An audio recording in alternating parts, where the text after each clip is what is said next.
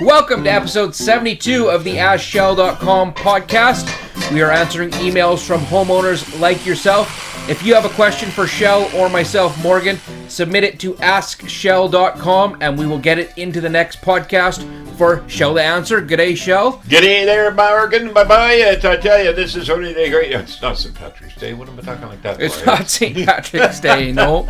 It's certainly Home Show Day, though. But by Yes. golly, the podcast is number 72. It should be more on the boo side because we're at Halloween. Right around the Halloween, everyone's getting dressed up this weekend, going out, having parties. Yeah. Kids are getting ready to trick-or-treat. But, you know, mums and dads and aunts and uncles and brothers and sisters, all the rest, cousins, when you're out, be careful. Because you know what? It's likely going to be raining. And if it's going to be raining, you can't see the little goblins. And it's getting darker earlier. And the kids are excited. So maybe have some of those reflective vests or even the straps you could put on your wrist. Absolutely, or a flashlight that flashes. Or even put it on the bucket where they keep all the candy in there. Maybe do that up in some reflective gear. Stay out of the bucket. Don't be eating out of the bucket while you're out there trick-or-treating, folks, because you don't know necessarily what's in the bucket or what's being given. So always let mom and dad, if you're watching right now, mums and dads, and all the rest of the family, check those buckets. Yes, and we did say to submit your question to us. We do not share your email addresses, so you can send them in, and we do not pass that along to other people. Yeah, why do people think that we may do that? I guess they get so doggone much junk mail, eh? Yeah, well, a lot of people are scared to give out any of their information.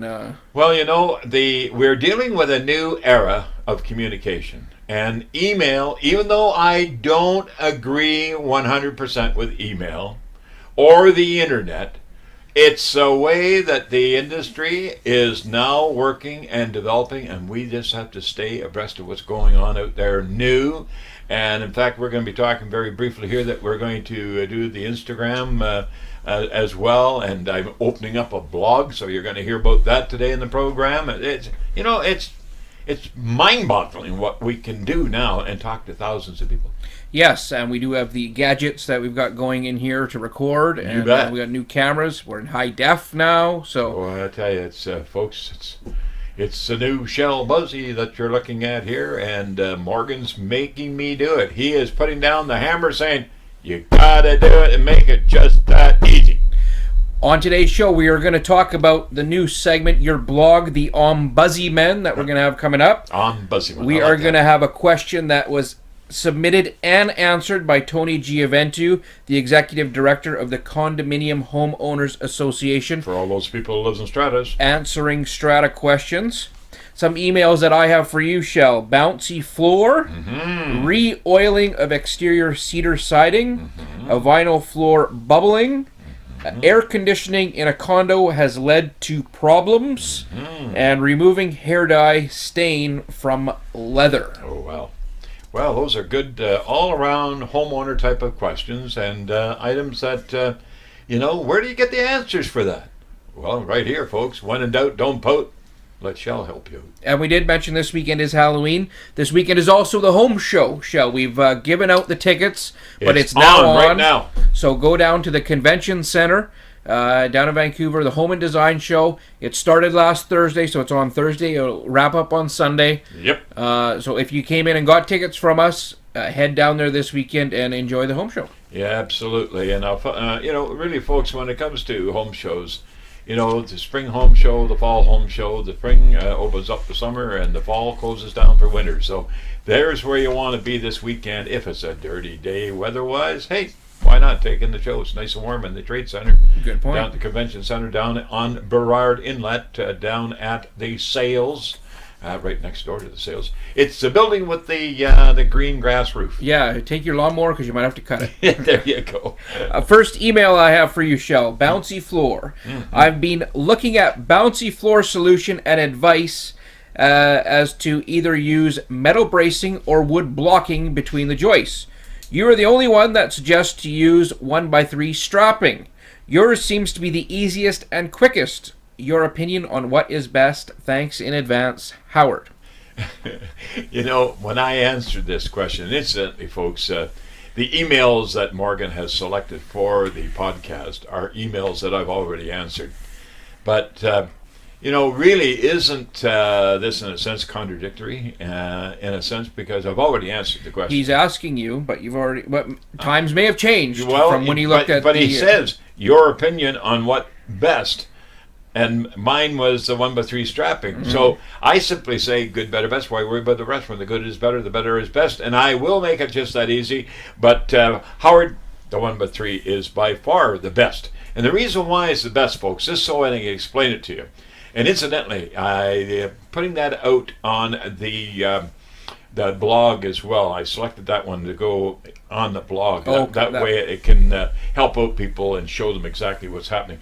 But when you got joists that bounce, now joists are the timbers. That's the 2x8, 2x10. That's between the floor and the finished ceiling, if there is a ceiling. But if there is no ceiling and it's a crawl space, then you got your dimensional lumber, which is your joist, and the plywood on top, and then whatever finish you have for flooring on top of that. And what is happening here with Howard, he's got bounce in the floor. And that bounce in the floor, what you have to do when you put 1x3 strapping at 12-inch centers on the underside of the joist, and incidentally random, you don't run them all the same length off the same joist, so you actually randomize, if there is such a word as randomize, the 1x3 and split the seaming so they do alternate on the joist, but they're also strapping the underside. That way you're forming a box. So you don't want one big piece of 1x3 right along the hole covering many joists. Every 12 inches, if you can do full length, fine. But if it's longer than what you can get down in there as far as being convenient to apply, and incidentally, you should screw these in place using wood screws, or you can use deck screws. Do not use drywall screws, okay? And do not use nails. Use wood screws. But you put the 1x3 on the underside of the joist, 12-inch centers, and you randomize, as I say, the butt joint in the event. Let's say it's 12 feet, a run of joists. 12 feet, if you want to go say an 8 and a 4, then you'd reverse it coming back the other way, a 4 and an 8. That way, you're not putting the joint of those straps on the same joist. Okay? Now, you can alternate them as you go down, no problem. But you're forming actually a box beam. You got solid wood strapping underside of the joist, you got your joist, and you got your plywood up on top, and the finished floor. So now that bulk, that structural, that stability now is built back into the wood structure itself, and you get that nice no bounce floor. It is just that easy, and Morgan, you'll make a lot of friends if you take bounces out of floors, right? Because those are the things that cause a lot of problems. Is that a common problem? Very much so, and you can tell by walking through a home. For example, you're out looking at a home today to purchase, and you're the potential buyer, and there's furniture in the home. If there's a china cabinet, just walk a little heavier on your feet than normal and see if the china cabinet rattles with the glassware it's inside. Good way of doing it. Yeah. Next email, re-oiling exterior cedar siding. Our home's exterior is cedar siding, which has always had an oil with some preservative finish. We want to redo the siding in the spring. However, we have left the refinishing too long, and there are a lot of black spots on the cedar. What is the best way to remove the spots and prepare the surface before we re-oil? The cedar is about 35 to 40 years old. Love the finish when it's oiled. Are there new and better products available? We used mineral oil with the preservative. Thanks, Howie. Well, Howie, it sounds as though we got a chemist on our hands here, Morgan. Anybody that's mixing mineral oil with paint, linseed oil, yes, but mineral oil, no. Mineral oil is something for the human body, and it's used for a number of things, but not for paint, okay, or stain, or wood, when it comes right down to it. But first and foremost, he's asked a question about how to clean the siding.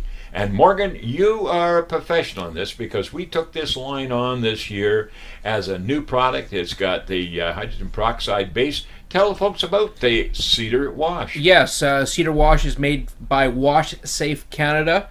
They have got a page on our website, askshell.com. You just go down to Let Shell Refer a Contractor, look for Wash Safe Canada at the bottom of the page. They're all alphabetical.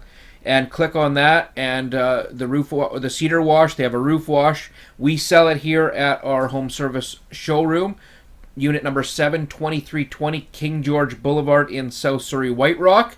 Or you can also go onto their website at Wash Safe Canada, and they've got a list of retailers that tell you where they sell the product. And they'll also let you know, the customer, where we are, but it is environmentally friendly. Very and much we so. do have a video on the website showing them using the Cedar Wash. And as it well. takes those black spots off, and it prepares the siding for the new finish. But, the time of the year, we're now into the fall. Obviously, when it comes right down to it, Howie has been a person that's been maybe busy during the summer, and now it's on into the fall. And unless you have a temperature of 50 degrees Fahrenheit or above, consistent for the period of the year, meaning consistent, it's going to be for 2 or 3 days at least, don't even think about doing it. Wait till spring now, because you can always do your spring cleaning and using the Cedar Wash for that. And then when you get it all rinsed and dry and ready to go, and it's above 50 degrees Fahrenheit, because I know there's a lot of people out there still use the Fahrenheit scale, and if you want, you can use the 15 degrees Celsius. At that temperature is fine. But the good product to use is Sunfast. Sunfast is the finish. And it's for vertical finishes like siding. You can use it on doors. You can use it on wooden windows, for an example. But it's Sunfast. Just as it sounds, SUNFAST. And you can put it on with a brush, a roller, or spray. And it's available at Cloverdale Paint, which certainly services the west part of our country, and eastward as well, as far as Manitoba. And I'm sure you'll find it even further east than that. You are listening to episode 72 of the AskShell.com podcast. We are answering emails from AskShell.com club members.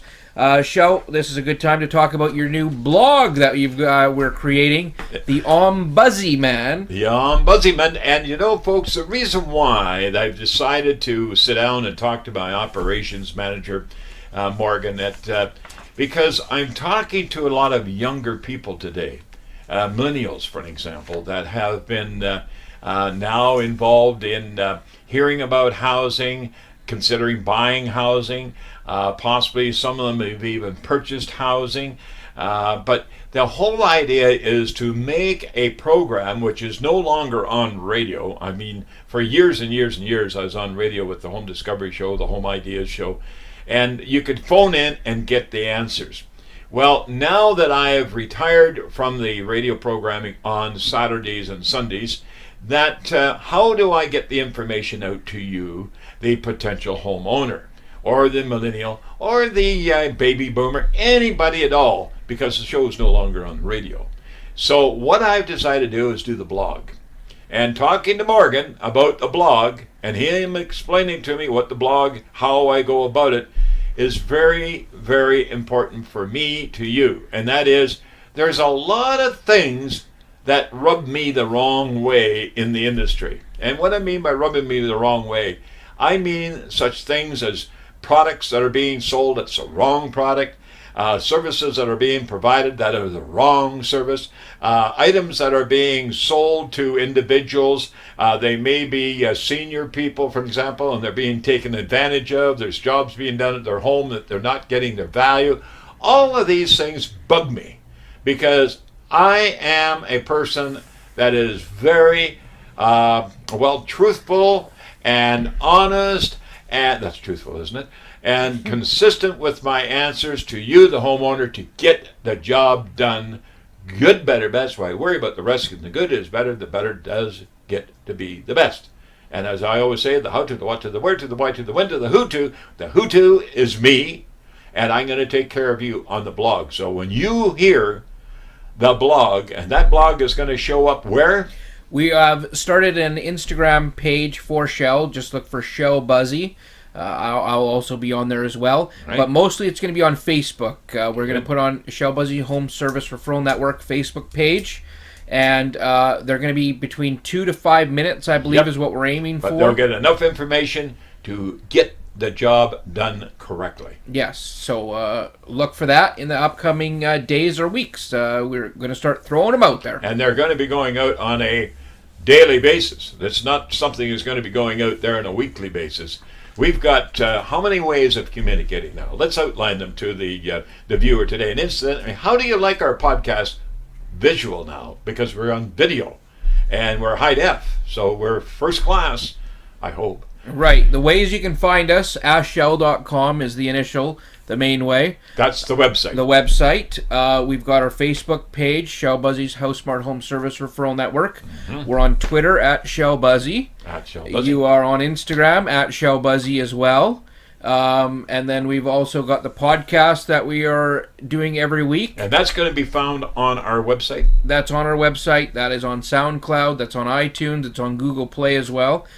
We've got the coffee breaks that you're doing, where you interview experts in the field. And that, incidentally, folks, could be experts in entire home ownership and family field. Because we did one the other day on a fishing trip. Yes, so look for that, the Slam Bang Fishing Lodge. You got that right. So we've got multiple ways to reach, and the podcast is in video, like you said. So there's no excuse for the homeowner not to get the answers. And incidentally, folks, I'm not looking forward to going to viral. That has nothing to do with this. The point is, I want you, your friends, obviously your family, to know where they can go. As I say, the how to, the what to, the where to, the why to, the when to, the who to. And if you really want to say it fast, it's the how to, the what to, the where to, the why to, the when to, the who to, and it's right here. So next, please. Next email. I noticed my kitchen flooring has a bubble that is about 1 inch wide and 2 feet long. How would I repair that so as not to notice the repair having been made, or do I have to call in a professional? Thank you, Reg. Well, Reg, call him Reggie, because I'm the worst one for nicknames. Okay. So, Reggie, it's not a do-it-yourself job here. And the reason why it's not, because you can do the job. I'm not trying to take that away from you. But if you don't do it properly, then you got a worse looking floor than you have with the bubble. So I'm just giving you a heads up on that. So yes, I do recommend that you go professional. But having said that, a bubble is caused by something that maybe, just maybe, has been something that has been caused by yourself, or possibly at the time of the installation originally. I wish when you do send me an email, folks, give me all the information that you can. Like, how long has the floor been down? I mean, are we talking about a floor that's been down for 20 years? Or are we talking about a floor that's been down for 20 hours? So that information is very, very important. Because when you're dealing with vinyl, and I can assure you it'll be vinyl, it won't be linoleum, even though we call it linoleum. Yes, there is linoleum available today, but it's so very costly. It's very, very seldom ever installed in a residential home. Commercial buildings, yes. But a bubble in vinyl, if you are going to repair it yourself, it's called double cutting. And what double cutting is all about, you simply take a utility knife, a very sharp utility knife, like an Olfa knife, and you take a straight edge and you scribe it from one end to the other of the bubble and extend beyond the bubble at least 2 inches on either end. Once you've done that, you've opened up the bubble, and when you fold the one side down tight to the floor and then you put the other side down tight on top, you'll see what I mean. You've got an overlap because there's been some stretching take place in the vinyl. And that stretching has now got to be cut, double cut. That's why we call it double cutting. Because the one side now that you're dealing with that has been the first one to fold down on top of the subfloor, and then the second half down on top of that. Now you put your straight edge on top, line it up with either end of the double cut, and you now will see projecting beyond the straight edge the amount that has to be cut off. And what you're going to do, you're going to scribe from one end to the other on your straight edge, taking that little sliver off.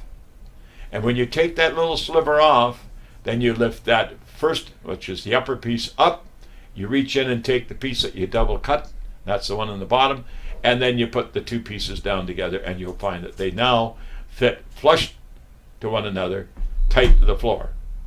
Then you apply your adhesive, and I do recommend you use a wood type of adhesive, one like Bond Fast or Weld Bond. It's a white wood adhesive that will glue down. You can put the adhesive in underneath with a Q-tip, for an example, or a very small artist type brush. Put the adhesive underneath both pieces down, and then roll it out. Get your rolling pin out. It's all water-based material. It will wash off with water. And roll pin it down. And once you've done that, then take a wet paper towel, just damp now, not soaking wet and running water everywhere, or you'll get underneath. Wipe that residual of the glue away. So anything that's on top because it's oozed out, wipe it off. And then take good old red-green duct tape, and you duct tape that full seam right from end to end. And you make sure it's good and tight with your fingers, and leave that overnight. And then in the morning, you pull that tape up and wipe it down with a warm, damp towel again. And bingo bango, there you have it. Double cut, seam repaired, and bubble gone. Next email, this one we are going to submit in to Tony Giaventu, who we will have a question that he has submitted to us and his answer later on in the show. Yeah, that's the strata. But this one, I wanted to get your opinion on it first before we send it in to Tony to get his answer. Our strata approved a homeowner could install a window air conditioner in their unit. The homeowner installed the air conditioner, but also installed a second window on the inside of the external window to hold the air conditioner in place. The homeowner left the air conditioner in the window year-round for about 14 years. Condensation formed between the two windows over time and has led to mold in the unit above and damage to the unit below and the unit that has the two windows installed. The strata approved the air conditioner, but not the second window. Who is on the hook for the $8,000 in damages to the units, the homeowner or the strata? Thank you, Howard. Well, Howard, really that this is a question that we like to pass on to Tony Giaventu of CHOA, the Canadian Homeowners Association. He is the executive director, and he is the one that will certainly ultimately give you the answer that you should follow through. But I'm going to give you a heads up here, first of all, because I understand after talking to Morgan that you are on council. And being on council, or on the board, some people call them council, some people call them board of directors, that sort of thing. But anyway, you're on the strata, okay? So that's we've established. When it comes to in-wall or in-window portable air conditioning, I'm sorry that I have to say this, folks, but if you're in a strata, I would not, if I was on strata, agree or approve of it. I really would not. There's too many things that can go wrong. And obviously, one of them in this case, why did they put the second window in behind? Well, the reason why, because they removed the one window in order to put the air conditioner in one of the areas of the window itself, the slider. And then put plywood above it and below it, which obviously makes it look neat and tidy. But still, it's an air conditioning portable in the window. But they have found after the first winter, it gets a little chilly. It gets a little drafty. So they put another window inside, built a frame, put a window in it. So now they got a double frame. And with the double frame and the new window and condensation forming on the inside, because during the cold weather, you're not going to get, the colder the weather, the lesser the moisture, okay? So the moisture is going to be coming from inside the home, from, everything from cooking to bathing, to showering, to dogs running around, to body giving off perspiration, that sort of thing. All of that being said, that is going to leak out in and around that new window, and it's going to get out to where it's cold, and you're going to get condensation forming, you're going to get water running, and that water is going to run down, and eventually it's going to cause some rot problems, which obviously they have, and possibly mold. So when it comes to getting approvals, and your strata is allowing you to put something in common area, because the windows are common property, that particular area becomes somewhat of a responsibility of the strata because they give the approval to put the unit in. And I think when it comes down to dollars and cents, it's going to be up to the strata to decide who is going to pay. And I don't think it's going to be necessarily the homeowner, because if that's the case, they're going to have to put that into the bylaw. Mm-hmm. And eventually what will end up, nobody will have an air conditioner in the window. That would be my thoughts on this matter. Otherwise, I think it's something we got to take it to Tony and say, okay, Tony, where do we go to be on the bylaw rule side? Right. And ultimately, I recall you talking to this gentleman, and he was some upset. Yeah. Like, who's going to have to pay the $8,000? Well, the council of the day approved it. The council of the day may have to be responsible for it. So that's where I draw the line, and I'll stay on the line. I won't go above it, but below it, I think you're already there. So it's a matter of getting proper direction, proper advice, and the strategy. You may have rules and regulations already. Maybe something has already been formed in the bylaws. Maybe been approved by the council. Who knows? We don't know. Mm-hmm. And in fact, this gentleman even said he hadn't read all the rules and regulations. So you got to do it. It's just that easy. You got to do it. Plow through those rules and regulations. Yes, and there's nothing more boring. Dry. Ugh. Oh, they're dry, let me tell you. Excellent. One more email for you, Shell, before we get to the question submitted and answered by Tony Giovantu. Mm-hmm. Removing hair dye stain from leather. We have a hair dye stain on a beige colored leather chair and would like to know how to remove this stain. It has been there for 3 days now. Well, first, let me give you some advice here, folks. If you are inclined to have your hair bleached, dyed, or color changed, however, then my suggestion would be very simply, and this is not just for ladies, but also for gentlemen, because there's a lot of ladies and gentlemen that what color should I go with? Well, I'd put a little red in yours if I would. A little streak? Just kidding. But really, when it comes to putting color, then I would highly suggest that you take an old bed sheet and you fold it up to be the size of the back of your leather or Naugahyde chair and cover it so you're not going to be in a position to have that particular stain caused from hair dye or hair conditioner or styling cream. All these things are going to cause a problem with leatherette and or Naugahyde or real leather. To take it out, the product that I would be recommending is Pink Solution. And Pink Solution, my understanding is now that you can buy it in a lot of your grocery stores, and also I believe Costco have it. Okay. So there you have it, folks. That's Pink Solution. Follow the instructions. They're all on the container, and it is just that easy. Pink Solution, you can use it for all kinds of things, from washing your car to cleaning up the house. So it's not something you're going to be buying and that will not be used up doing other things. And don't be shocked when you open it up and it's actually white. Exactly. It used to be pink, but they took the odorant out. So a lot of people were allergic to the odor. And because the pink was the odorant, they took it out. So now it is the base, which is white. But it still works exactly the same. And they didn't change the name because, goodness gracious, people will be out looking for pink. And unless they open it up, they won't know that it's white. But Pink Solution is now white. If that's not confusing, I don't know what it is. Okay, Shell, that's all the emails I have for you, but I have got our question An answer submitted by Tony Giaventu. I will read the question. Yeah. I'll let you read the answer, Shell. Okay. Dear Tony, our Strata Corporation recently discussed voting to amend the rental disclosure statement that was filed by the developer to change the rental exemption to expire on January 1st, 2017.